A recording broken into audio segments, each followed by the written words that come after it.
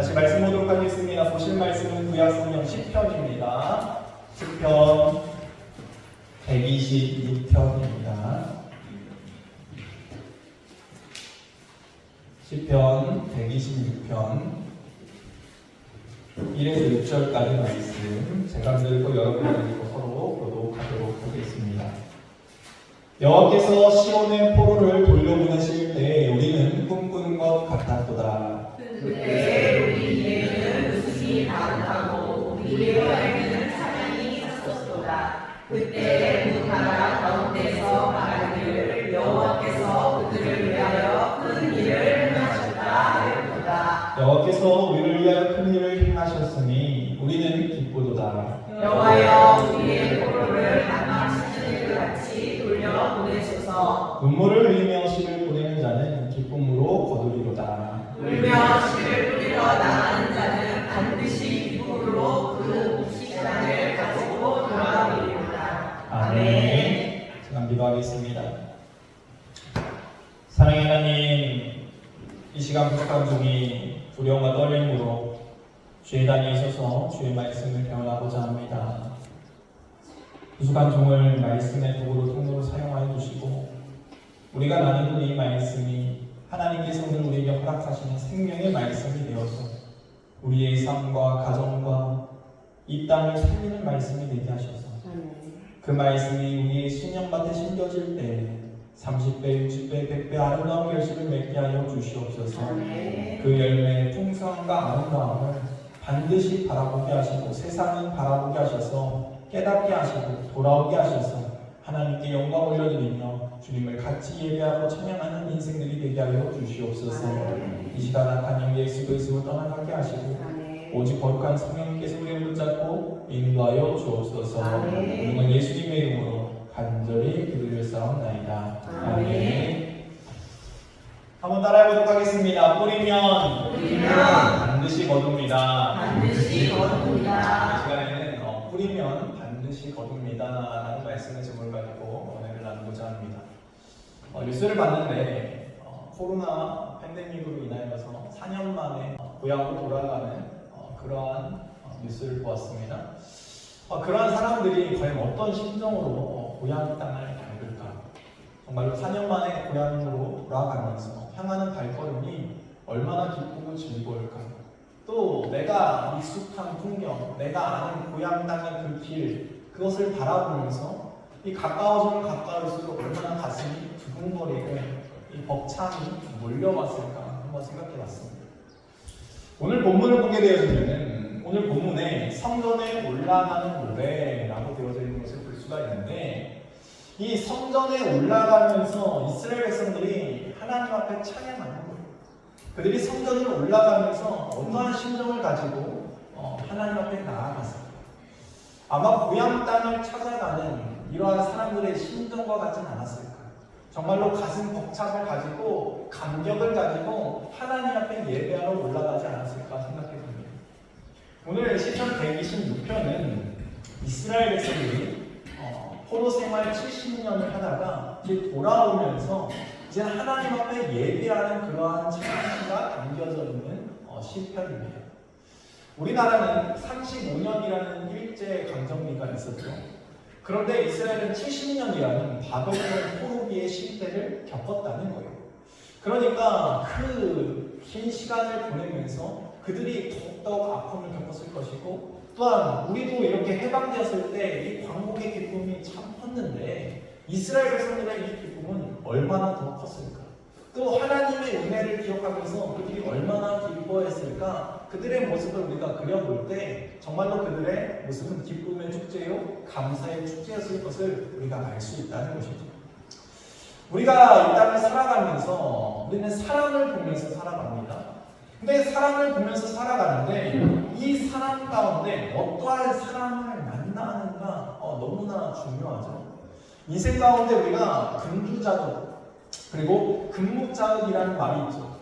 무엇을 가까이 하느냐에 따라서 굵게도 되고 검게도 된다라는 이야기죠.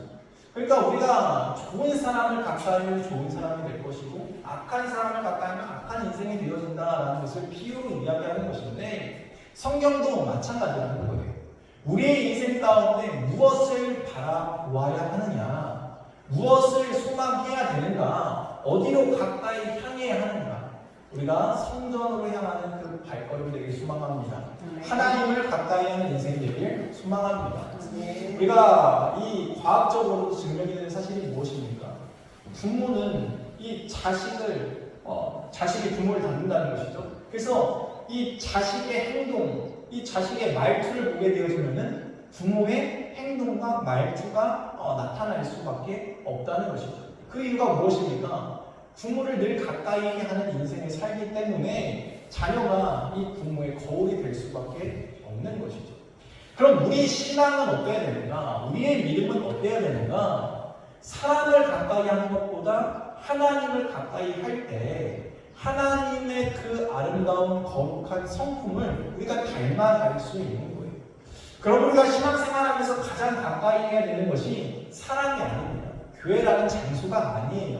하나님을 찾고 하나님 앞에 나아가는 것이죠.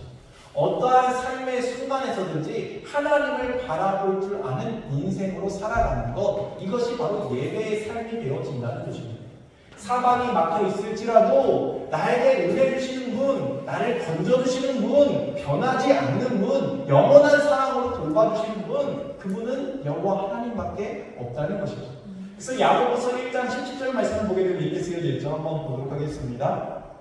읽겠습니다. 시작. 온갖 좋은 은사와 온전한 선물이 다 위로부터 빛들의 아버지께로부터 내려오나니 그는 변함도 없으시고 회전하는 그림자도 없으시니라. 그렇습니다. 우리에게 은혜 주시는 분, 우리에게 복을 주시는 분, 우리에게 능력을 더하시는 분, 변함없이 사랑해 주시는 분, 그분은 여호와 하나님밖에 없다는 것이죠.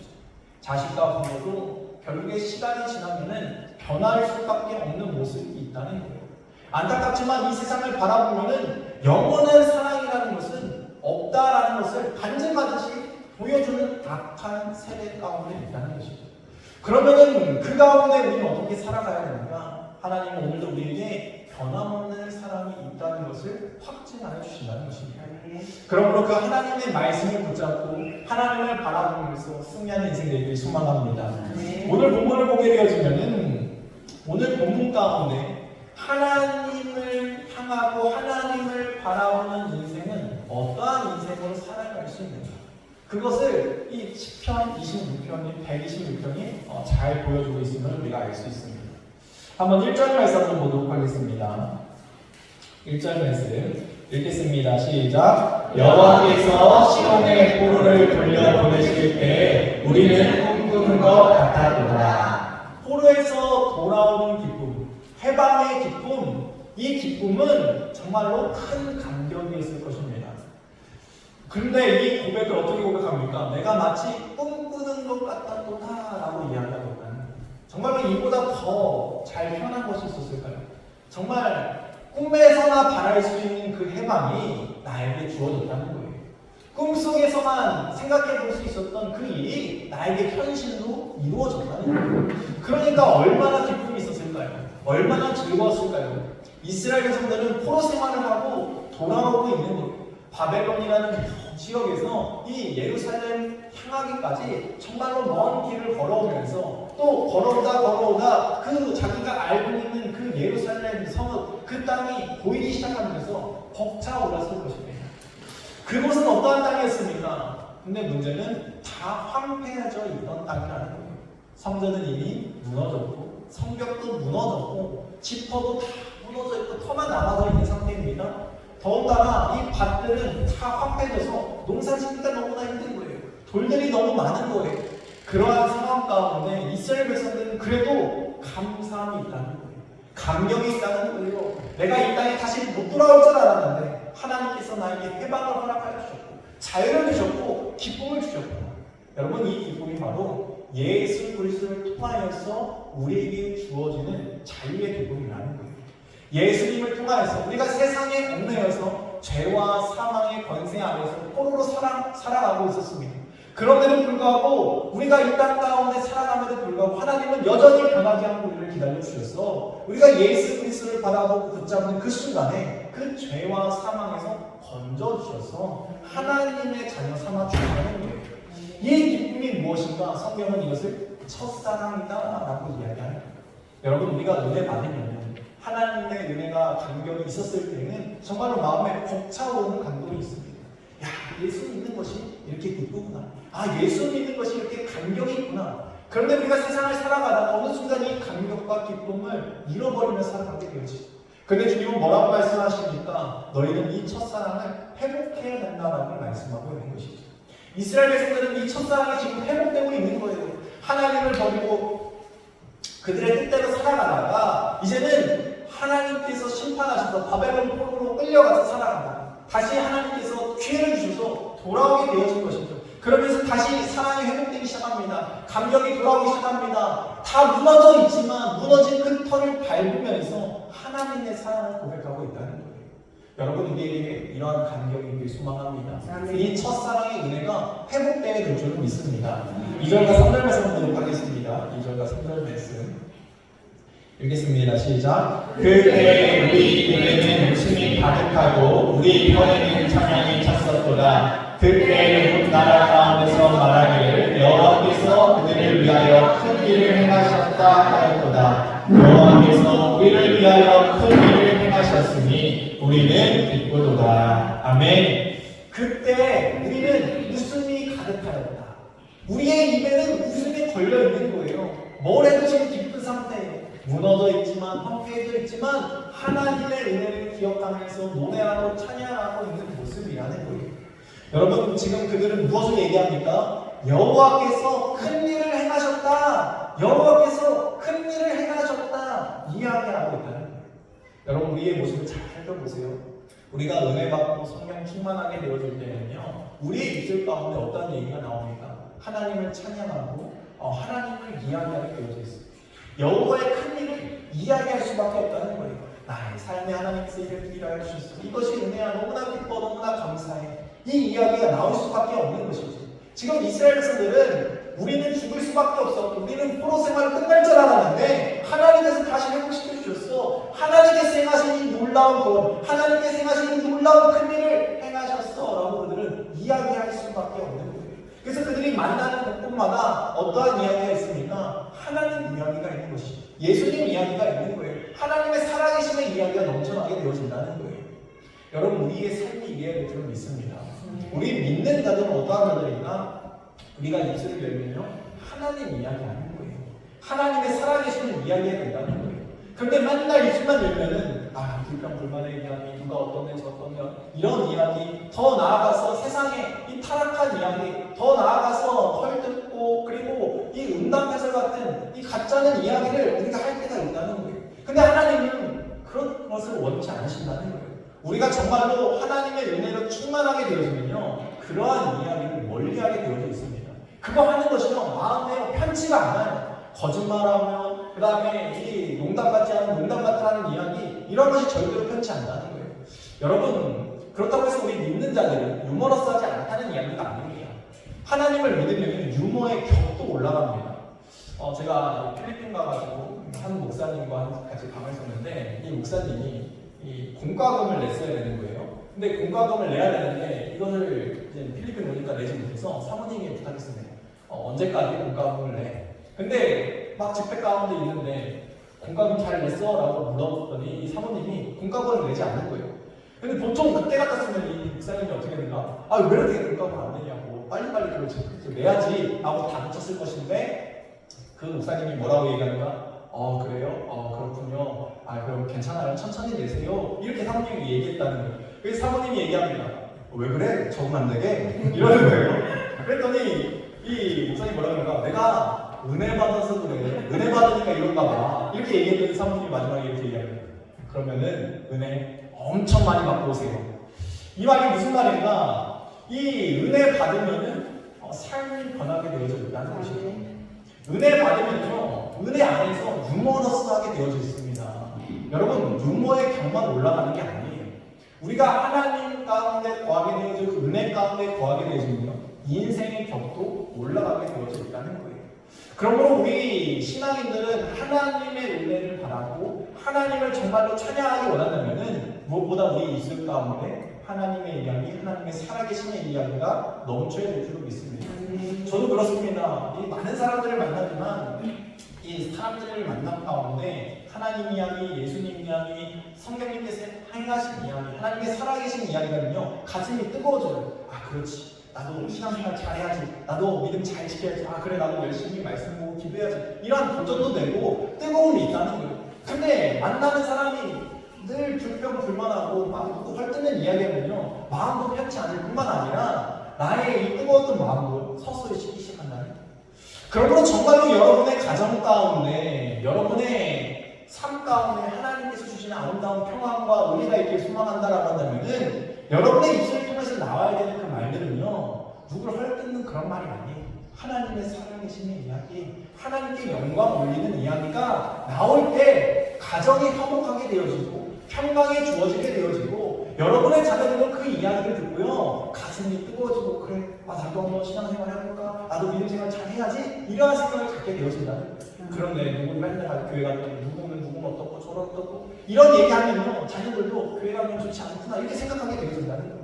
그러므로 우리가 입술을 통하여서 어떠한 말을 해야 됩니까? 은혜의 말, 하나님의 살아계신 말을 통하여서 하나님께 영광을 올려드리는 저와 여러분 되길 소망합니다. 네. 4절 말씀 보도록 하겠습니다. 4절 말씀 읽겠습니다. 시작. 여호와여 우리의 포로를 남방 시내들같이 돌려 보내소서. 지금 무엇이라고 고백하는가? 남방 시내들같이 돌려보내달라라고 고백하고 있어요. 우리가 이스라엘에 살지 않아서 그 지역에 살지 않아서 우리가 잘 모르지만 이 남방 시내를 이야기하는 것은요 이 사막지대, 네게부라는 사막지대를 얘기하는 거예요. 이 지역은요 특이점이 있는데 이 여름이 되어서 건기가 찾아오면요 땅이 바짝바짝 마릅니다. 생기가 없어요. 그런데 이 겨울철이 다가오면서 우기가 찾아오게 되어지는데 그때는 비가 막 쏟아집니다. 그러면요 이 메말랐던 땅에요 큰 강줄기가 생기기 시작하기 시작합니다. 그러면서 어디선가 날아갔던 이 씨앗들이 발아하면서 그곳에 풀이 생기게 되어지고 꽃이 피게 되어지고 동물들이 와가지고 그 물을 마시는 모습들이 그곳 가운데 이루어지게 되어진다는 것이죠. 지금 남방 시내들같이 돌려보내소서 이 말은요 하나님께서 일하시죠 정말로 놀라운 신기와 같은 이런 생기가 넘치는 놀라운 역사가 있기를 바랍니다 라고 고백하고 있다는 거예요. 여러분 우리의 인생 가운데 우리는요 건기 같은 여름, 뜨거운 여름을 보내고 있습니다. 그런데 그 가운데 하나님의 생명의 은혜의 불기가 부어지게 되어지면은 그 메마른 심령도 촉촉한 땅으로 옥토 같은 밭으로 변하게 되어지고 하나님의 말씀이 심겨질 때 그 말씀의 씨앗이 30배, 60배, 100배 아름다운 결실을 맺는 풍성한 놀라운 역사가 일어나게 되어진다는 것이죠. 그러므로 우리가 무엇보다 바라야 되는 것은 무엇입니까? 하나님을 바라보면서 하나님 나의 인생에도 은혜의 담대를 좀 부어주세요. 하나님 내 심령이 너무나 메말랐습니다. 내 심령이 너무나 강팍합니다. 사람들의 말, 하나님의 말씀 들을 생각이 없습니다. 나는 내 뜻대로만 살아가려고 합니다. 이 완고한 마음을 꺾어주시고 내 마음 부드럽게 하여 달라고 간구하며 하나님을 바라볼 수 있기를 소망합니다.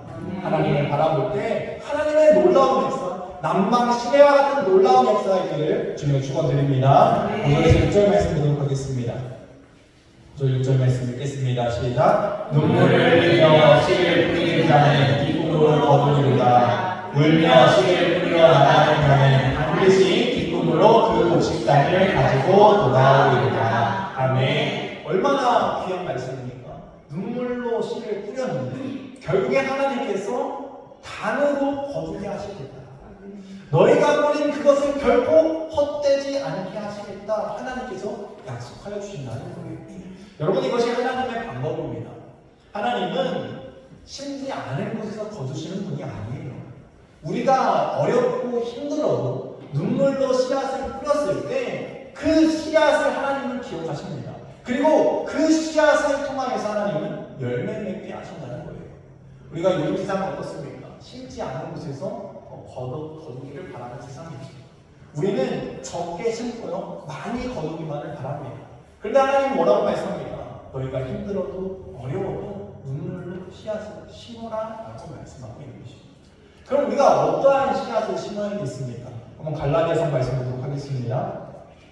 갈라디아서 6장 7에서 9절까지 말씀 읽겠습니다. 시작. 스스로 속이지 말라. 하나님은 업신여김을 받지 아니하시나니 사람이 무엇으로 심든지 그대로 거두리라.